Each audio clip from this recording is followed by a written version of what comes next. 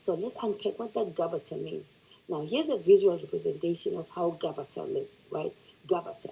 Now, it's like a sun, when you're basking in the sun, Gabatha, you know where I'm going with it, right? If you know the Hebrew language.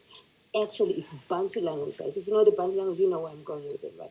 It is actually to Gabatha, Gabatha. When you're basking in the sun in Bantu, it's called, you are in Gabatha. You are in a Gabatha, right? Gabatha. That's what to basking in the sun. So that visual representation was trying to say, it's called pavement, right?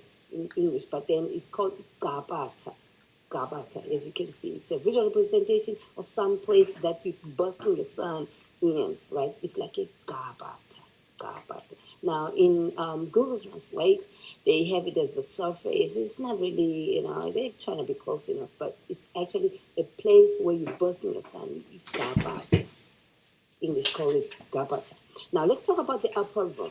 Now, the upper room is so misunderstood. Now, let me explain one thing. This is a village setting, right? The whole scripture is in a village setting. So that's our point of departure right there, right?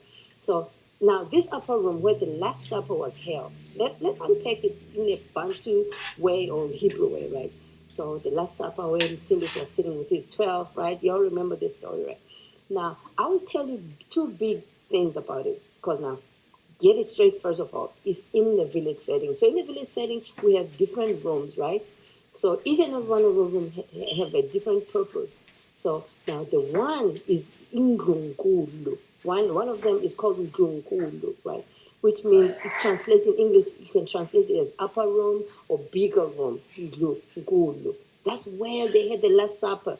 It's not an upper room like an upstairs, you go up the stairs. No, no, no, no. It's called Ngungulu, but they just didn't know what to call it. It's called it. Now here, in Google Translate, they call it headquarters. But it's not really headquarters. It's just one of the rooms in a village compound that they have meetings and important things in. It's called Ngungulu, right? So the Last Supper was held in that Ngungulu. Y'all know what Ngungulu is, right? Y'all forgot about the village setting.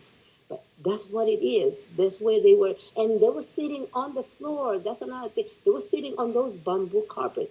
They called it kuko, right? They were sitting on the floor. There was no table and two little things. They were sitting right there on kuko, just like these ladies are sitting right there. I just try to find a good picture that represents how they were sitting. So imagine they were sitting in Nkulunkulu on kuko. Those are carpets. Those are called kuko, right? They're sitting right in a circle right there. Not in those tables as you can see over there. We're not sitting just like that. We're sitting on kuko. It's made of grass or bamboo or straw. Here's another something that's trying to represent that how we're sitting, but they're not really close enough. They were trying to represent it, right? But they didn't get it quite because there's still that little table over there. There was no table. It was kuko, and then the food was put in the center, and they were all sitting. Each and every one of them had their kuko sitting on it.